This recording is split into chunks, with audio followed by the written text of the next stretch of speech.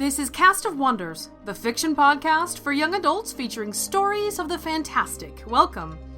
Episode 184 for December 20th, 2015.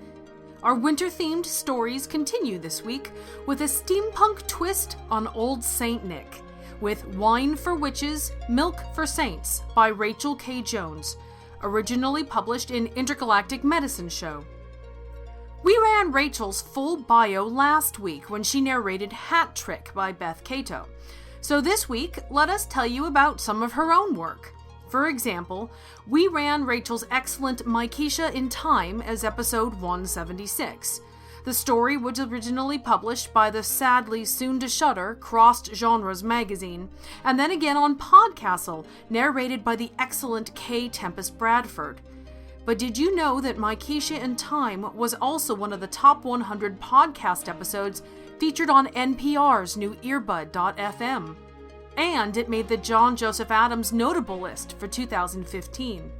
This is Rachel's second year of professional publication, so her final year for eligibility in the Campbell Award. Please consider her when you're making your best of posts for this year, and we'll put a link to her website where she's linked them all for you in the show notes. Wine for Witches, Milk for Saints is narrated by Kevin M. Hayes. Kevin has been reading science fiction since he was old enough to read, and has been writing it for almost as long. He's active in the Pittsburgh organization Parsec and helps put on Confluence, a genre fiction literary convention every year. He has stories published in Six from Parsec and Triangulation, as well as TV Gods, and most recently in The Realms Beyond. He's narrated other stories for Pseudopod, and amazingly, he's also published a few limericks. He lives in Pittsburgh, Pennsylvania with the love of his life, some of her children, and all of her cats. And now we've a tale to tell.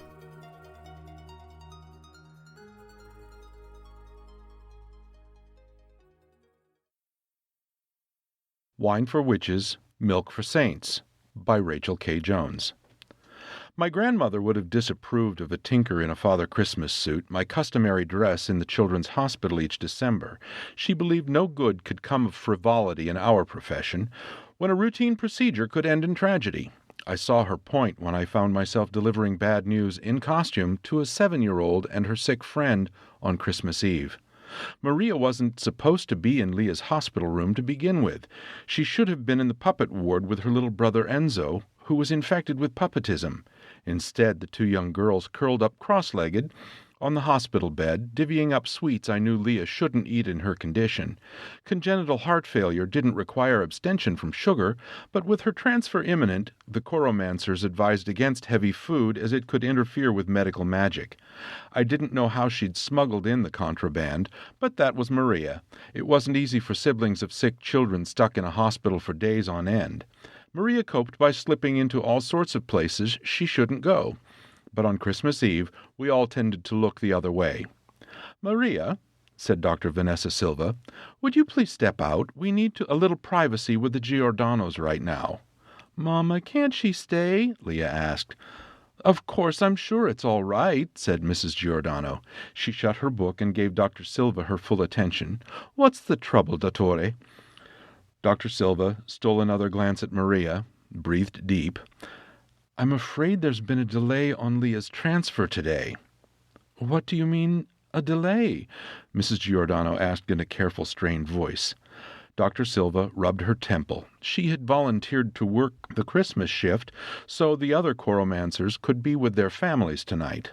I knew she had no one to go home to except the absence of her elderly cat, who had died earlier this month. She cleared her throat. "The cogs Enzo needs were shipped from a tinker in Canada last week. The package should have been here 2 days ago, but I'm afraid it's been lost. Without the cogs, we can't transfer Enzo's puppetism to Leah today as planned." It was actually a good deal worse than that. Originally, we'd ordered the cogs from a tinker in Belgium, but before they were produced, authorities discovered the tinker had been selling precious human organ cogs on the black market for use in machinery. The tinker's code forbade the use of human parts, even broken discarded ones to repair a machine, and they jailed him for it. A Canadian tinker filled the order at the last minute, but now the package had gone missing en route to Vittorio Veneto. Without the cogs, I couldn't repair Enzo, and Dr. Silva couldn't perform the magic disease transfer that would cure Enzo's puppetism by infecting Leah. But Leah can't wait that long. Maria flushed deep red. She's really sick. She was right. In truth, Leah Giordano was dying of her heart condition. She wouldn't see New Year's Day if she didn't get the treatment soon. But if Dr. Silva could transfer Enzo's puppetism to the little girl, she would transform into a living doll. For a skilled tinker, what is impossible to cure in flesh is easy to repair in wood. But until I could first repair Enzo, until his own replacement heart cogs arrived, the whole operation was stalled. Leah shrank against her pillows, sniffling back tears. Mrs. Giordano stroked her hand. It's going to be okay, Bambina. Then to Dr. Silva, what can we do about it? Dr. Silva nodded toward me. Nico Cinque phoned the Canadian tinker, and she's starting on replacement cogs immediately. I'm afraid all we can do is wait. Maria took in my costume, the woolly white beard and hair, the red hand-knit sweater and half-moon glasses, the stocking cap and suspenders, and I suddenly felt more ashamed than I ever had in my whole life. Do something, Father Christmas. I know you can. It's Christmas Eve. I can't, child. That's not how it works. It sounded unsatisfying even to me. My cheeks burned. Mrs. Giordano tried to say something, but Maria cut her off. You lied! You promised Leah and my brother the cogs would be here before Christmas, and you lied! It was true. I'd made that promise to them when the children were first admitted during a consultation in my tinker's workshop. I didn't know, I said. I'm going to tell my brother.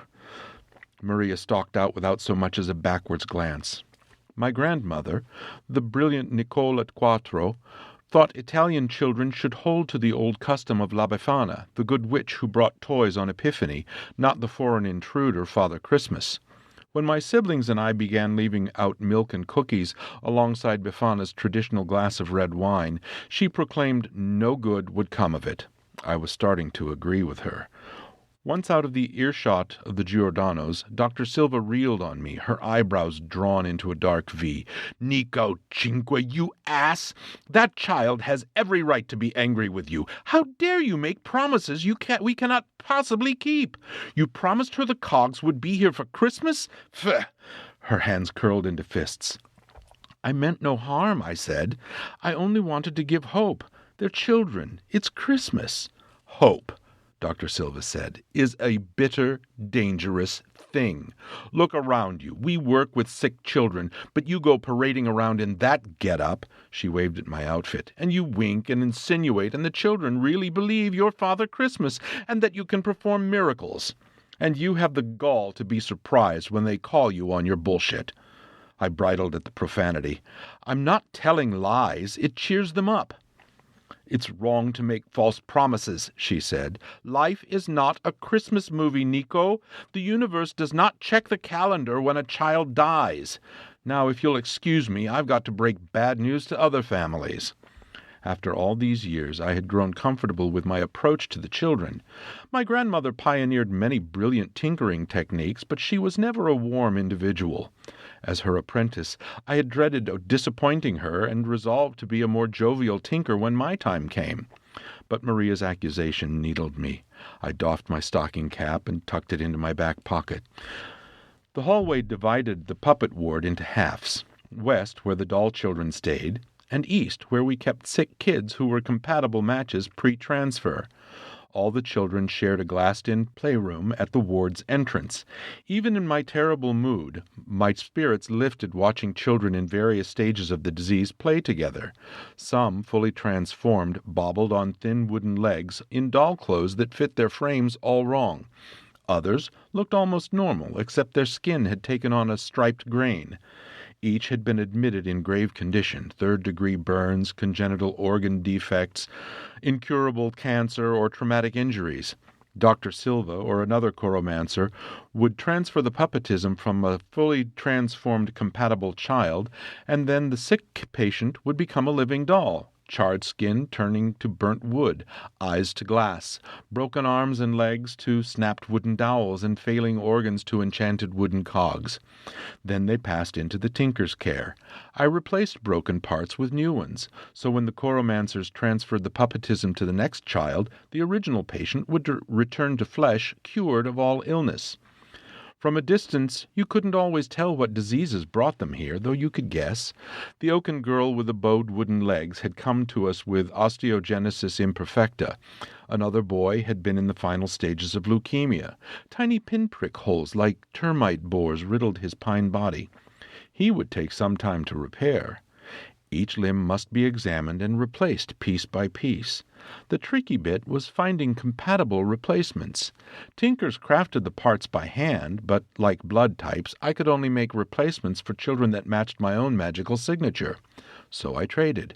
I would mail parts for other tinkers worldwide, and in return they made replacements for my patients. Puppetism only transferred between two patients whose signatures matched, and only children could catch the disease at all.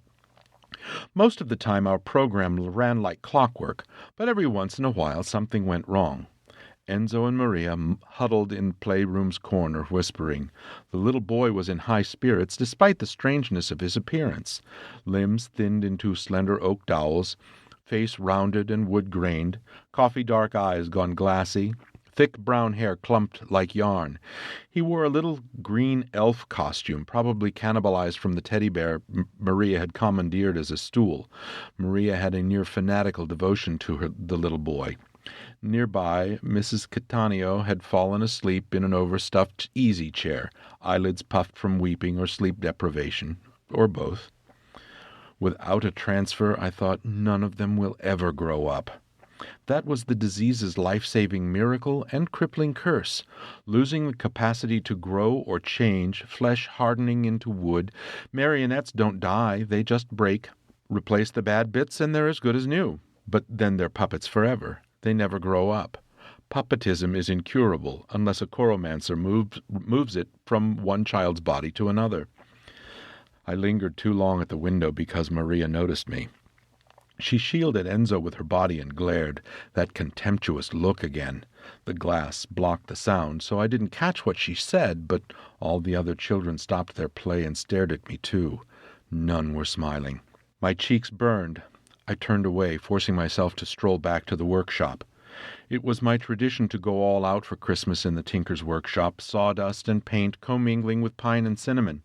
Garlands stringed the walls, interwoven with twinkling lights. I formed the centerpiece, beard and costume, lifted from a Christmas book, pockets bursting with candy canes. Nicocinque, the tinker. Nicola Sei, my granddaughter and apprentice, had put the place in order, sweeping up sawdust and oiling the antique workbenches. Despite their age, the workbenches had not been in our family that long. My grandmother had preferred steel surgical tables to antiques, and anatomical charts to garlands. Metal is more resistant to enchantment spillover that sometimes accompanies medical magic. In her time, the tinker's workshop might have passed for an operating room. "Need anything else, nonno?" asked Nicola, gathering up her coat and hat. I waved toward the door. "Go on ahead. I'll be along shortly." We'd taken our scooters to the hospital today. After she left, I dialed the post office again, but got no answer. Maria's hatred weighed on my heart like unconfessed sin. How could I go home and enjoy Christmas Eve with my children and grandchildren, passing out gift after gift, while a sick child waited for a delivery that would never come? Where were the cogs? If only they would arrive, I could swallow down the pressure in my throat. Hope is a bitter, dangerous thing, Dr. Silva had said. Slowly, wearily, I buttoned up my coat. I reached for my stocking cap, but feeling again that pressure, I left it in my pocket. An unobtrusive door in the workshop's rear led to a service hallway. In my red coat, red as my shame, I couldn't bear passing the children on my way through the hospital. The service corridor would have pleased my grandmother with its ultra-white walls and antiseptic smell. Devoid of clutter or decor, I trudged toward the elevators, head down, savoring the solitude. The staff had gone home for Christmas already. Something rumbled behind me. I turned up the volume on my hearing aid until I could make out 3 giggling, whispering voices. I nudged the volume a little higher. A high shriek nearly deafened me as a motorized wheelchair whipped around the corner and careened toward my shins at top speed. Maria perched high on the wheelchair's back, black hair flying loose. Enzo sat on her shoulder, wooden arms wrapped around her neck, his shout swallowed up by his sisters. But what astonished me most was the pale-faced little girl sitting in the chair almost buried beneath the blankets. None other than Leah Giordano, who was definitely not following her doctor's orders anymore. I flattened myself against the wall too late. A leg rest banged hard into my shins. My vision swam, white with pain. The wheelchair slowed. Maria's head swiveled, tracking me. "You!" she jabbed at Leah's shoulder. "Go, go, go! Hurry!"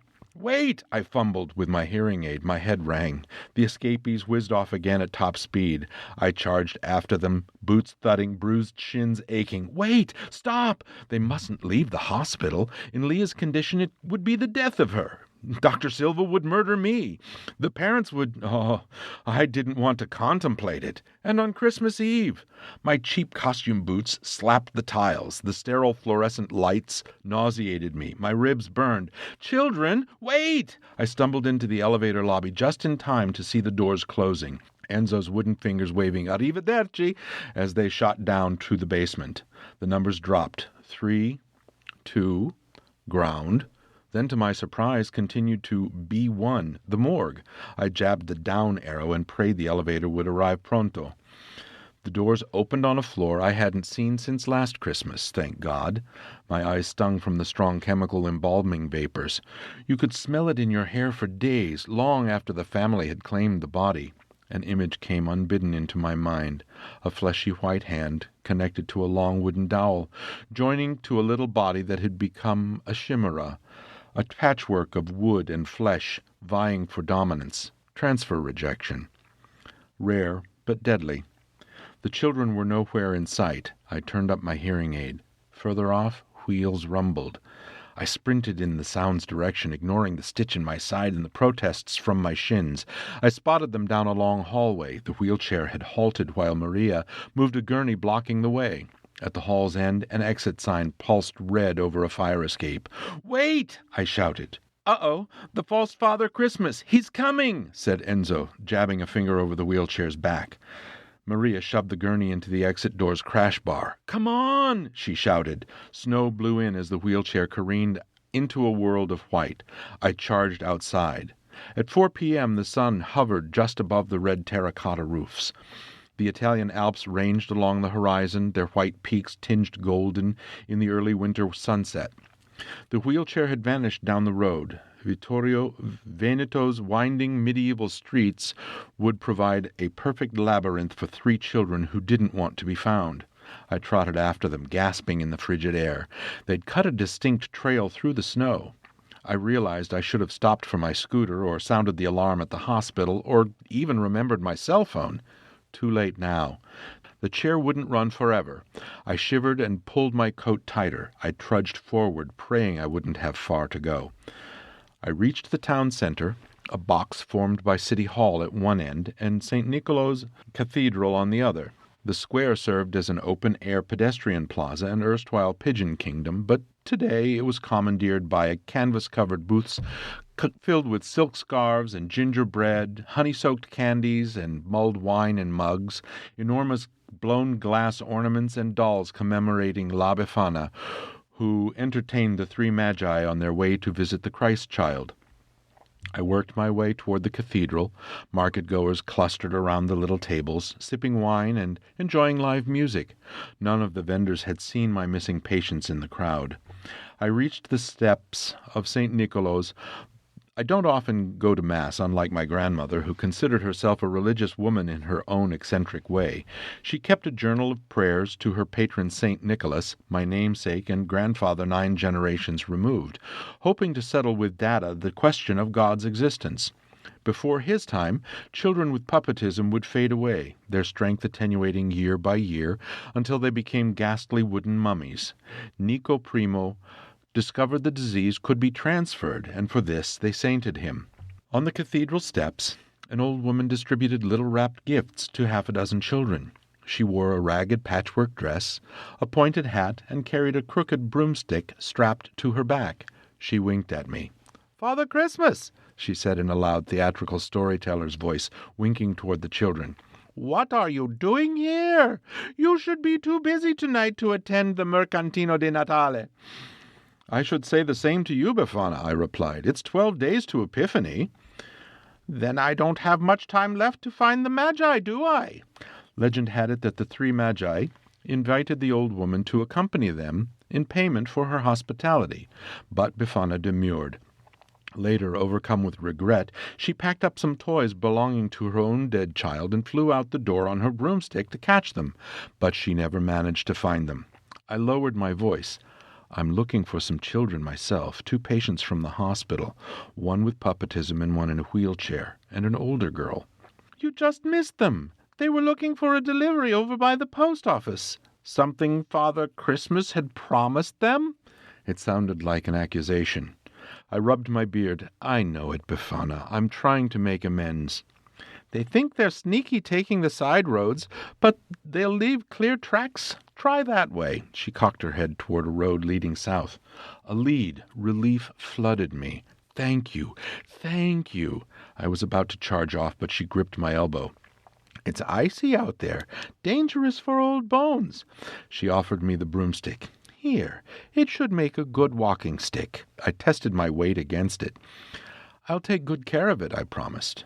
"It's just a broom," she said. "Buon Natale. Eat your fill of milk and cookies." "And enjoy your wine." I never learned what became of my grandmother's meticulous prayer journals, if she found they had any effect at all. But I said a prayer to Nico Primo anyway. It couldn't hurt. Laced between the tire tracks, I spotted wheelchair prints headed off down the fresh snow over the sidewalk. I thanked old Nico under my breath, brushed snow off my trousers with a broom, and set off on the trail. My coat was soaked. I flapped it open, trying to dry it. The cold intensified in the dusk. I'd reached the outskirts, towns in Veneto, linked together with short snips of highway like beads on a rosary.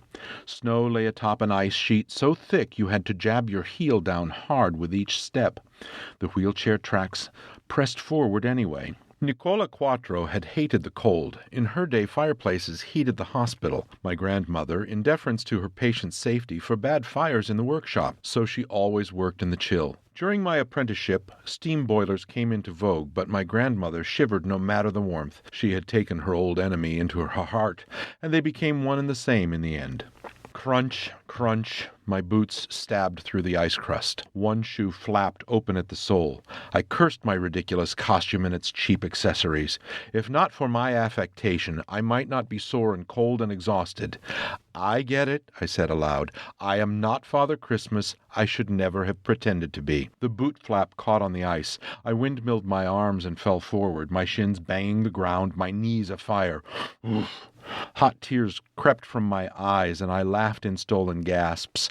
I rolled over and lay flat in the snow, watching the stars appear cold and bright. What sort of fools follow a star, I thought, and what sort of fools follow those fools? I recalled my grandmother, sharp and clear and distant, like a snow globe creche, tut-tutting over my last failed cog.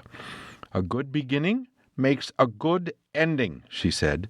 "Take your time and do it right at the first, and you won't have to do it again and again." I forced myself to stand, throwing my weight on the broomstick. My knees shrieked and my shins ached. I swayed on tired feet, but my crutch somehow made it bearable. I made much better time after that. The broomstick saved me from the black ice which seemed to be everywhere. I slung the wet coat over one shoulder, less chill without it. Over the next rise I found them. The wheelchair was abandoned in a huge snowdrift at the foot of the hill. From the skid marks it appeared they had coasted downhill and hit an icy patch at the bottom. That same ice had claimed a mail truck, which had tipped nose first into the drift. Behind the truck, a man in a black coat heaved against the bumper with both hands. The 3 children stood beside him, Maria with arms around Leah, and Enzo leaping up and down. the snow nearly reaching his nose. "Children! Oh, children, I found you!" I shouted, and I waved my arms and laughed, weeping openly and running, sliding downhill, brandishing the broomstick like a madman. Snow ran up my shirt and into my mouth, and my shins ached, and it felt good, felt alive, and I didn't care any more because the children were okay. At the base of the hill I sat on my coat and sobbed. Maria shielded Enzo from me. "Don't go near him. That's the fake Father Christmas. He wants to take us back to the hospital." "He doesn't look like Father Christmas," said Leah. "He has a broomstick and no coat. And look at his broken shoes." She covered her mouth and tittered. I rolled the broom's coarse grain between my fingers. She had a point. I wasn't a wise old saint. I was the kindly fool who chased after wiser heads. "You're right. I'm Befana." Enzo collapsed into giggles. Maria's mouth opened in surprise. Leah's eyes lit up. "He is! He's Befana!" She recited, "La Befana vien de notte, con le scarpe tutte rotte, col vestito alla romana, viva, viva la Befana!" "Yes, that's exactly right," I said. "Broken shoes and Roman clothes, all of it. That's Befana. That's me." The man in the black coat wiped his hands on his pants and offered me a handshake. "Cesare Palermo, with the post, and a little late on my delivery today. I take it you're with the hospital?" He was an older fellow, perhaps older than me, with white hair and a gray beard. "Yes, I'm Nico Cinque. And you walked all the way out here on Christmas Eve?" He sized me up and then chuckled. "You really are Befana. Here, let's get you warmed up." Cesare offered me his black coat. "Are you sure?" I asked, hesitant despite the goose flesh running up my arms. He beckoned for the soggy red coat draped over my shoulders. "Hand it over. If you're Befana, I'm Father Christmas. He's basically a postman, right?" The postman's coat radiated residual body heat around my arms. To my consternation, he slipped into the costume coat and buttoned it right up. He made an even better Father Christmas than I did. I dug my abandoned stocking cap from my back pocket. "You need this to complete the look. I dearly hope you have my package." "We found it," said Enzo, swimming through the snowdrift to the truck's nose, where a large brown wrapped package balanced on the fender. He ported it ant-like back to the group. The package appeared to sail unaided along the snowdrift's surface. I read the address label. Saskatoon, Saskatchewan, Canada. Working with my pocket knife, I pried open a flap. Shredded paper spilled from the hole. Inside, several bubble-wrapped bundles nested between rainbow candies with English names, which I gave to the delighted children. I cut open a packet, and cogs spilled out. "Oh, thank God," I said. "This is it." Enzo whooped. Leah danced. Maria didn't exactly smile, but she didn't stare daggers either. I decided I'd take it. "We still have a problem," said Cesare. "The truck. The engine's gone kaput. I don't think anyone's in shape to walk back to the hospital, especially not that one." He indicated Leah with a delicate nod. I saw his point, but all fear had fled. I held the solution in my hands. What is an engine if not a machine's heart? "You're lucky, Cesare. I'm a tinker. I fix things." My grandmother would have hated me for it. It was a flagrant violation of the tinker's code, after all. But I was an old man. What could they do? Fire me? Jail me? At my age? I would take that risk. Nicola Sei would run the workshop in my stead. It was an easy thing to swap out Enzo's old cogs with the new ones. He sat on the truck's hood, legs kicking, and I unscrewed the panel in his back and made the change. His used cogs weren't in great shape, but they worked well enough to fuse with the engine and jump-started to life again. So it came to pass we rode to the hospital in a truck with a child's heart, wood married to metal by my magic. The security team gaped when we drove up in our enchanted vehicle, the gift-bringers of Christmas, 3 wise ones, a delivery man, and a kindly fool. We had much frenzied work to do after that, prepping Enzo and Leah for transfer. The procedure went without a hitch. It was late, after 10 p.m., by the time Dr. Silva and I punched the call button for the elevator. Vanessa looked tired but pleased with herself. She had a long, narrow package tucked under one arm. "What's that?" I asked. "Oh, just my Christmas present to myself. Some Glühwein from Germany. I thought it wouldn't arrive on time, but it was on that truck you rescued." She turned it over in her hands, arched an eyebrow. "Okay, don't be smug. I admit it." "Admit what?" Dr. Silva sighed. "Everything worked out all holly-jolly, didn't it? You got your Christmas movie ending. Every muscle and every bone from my toes to neck hurt like the devil's lawnmower had chewed them up. Even in the hospital, I used the broom as a crutch. I had refused a proper replacement. I thought of my grandmother, how she puttered about with a cane near her life's end, accepting a stick's support while declining a kindly hand or shoulder. I think she wanted to bridge the distance between us, but never knew how. Her harshness was her love. Love is what you do, I guess. Dr. Silva, Vanessa, that wine would be most welcome at my family's Christmas dinner. If you have no other plans, that is, I said. Her face's tired lines relaxed into a smile. I'd like that, Nico. Yes, wine would be just the thing, I decided. Milk and cookies for Father Christmas, but a nice red wine for Befana. The end.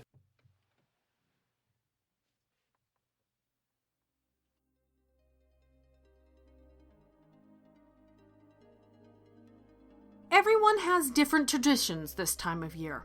Me, I always rewatch Fantasia, the original one. The animated little mushroom in the Nutcracker's Chinese dance makes me giggle uncontrollably. I love getting to watch the Doctor Who Christmas special live. And of course, there's the food. Mince pie and hot buttered rum for me, a second turkey of the year for Alistair. That's what I love about this story. Rachel fills her complex steampunk setting not only with tragedy and triumph and world building, but with the cozy holiday touches that bring it that much more to life. Join us next week for another steampunk Christmas-themed offering when we present David Steffen's twist on that classic Dickensian tale with Marley and Cratchit. The next wave of semi-annual Escape Artist Flash Fiction Contest has now been announced, and this next round it'll be science fiction. Every author may submit one story of 500 words or less for consideration between January 15th and February 15th, 2016. Sharpen your pencils and get your original stories ready to submit. The 3 winners will be purchased and run as an episode of Escape Pod in April.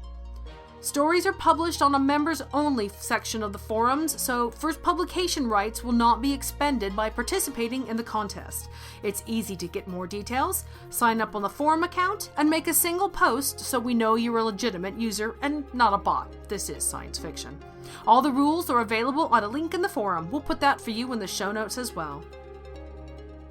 Cast of Wonders relies on your donations to pay our authors and to bring you the best in young adult audio fiction week after week. If you've enjoyed this story, please consider making a donation using the PayPal link available on our website. Every one-time or monthly donation helps, and you have our heartfelt thanks. Share your appreciation for the story by leaving us a review on iTunes or Facebook, or share the episode with your family and friends. We're at Cast of Wonders on Twitter. Come say hello. Cast of Wonders is a production of Wolfsbane Publishing and is brought to you by the creative team of Barry J. Northern, our publisher and artist, assistant editor and king of the slush pile, Jeff Haidt, our audio production team of Jeremy Carter and Ricky Lacoste, and I remain, as always, your humble editor and host, Marguerite Kenner. Our episodes are released under a Creative Commons Attribution Non-Commercial No Derivatives 4.0 international license. That means you can share it, but don't change it or sell it. Our theme, Appeal to Heavens, is by Alexi Nov from musicalley.com. Thanks for listening.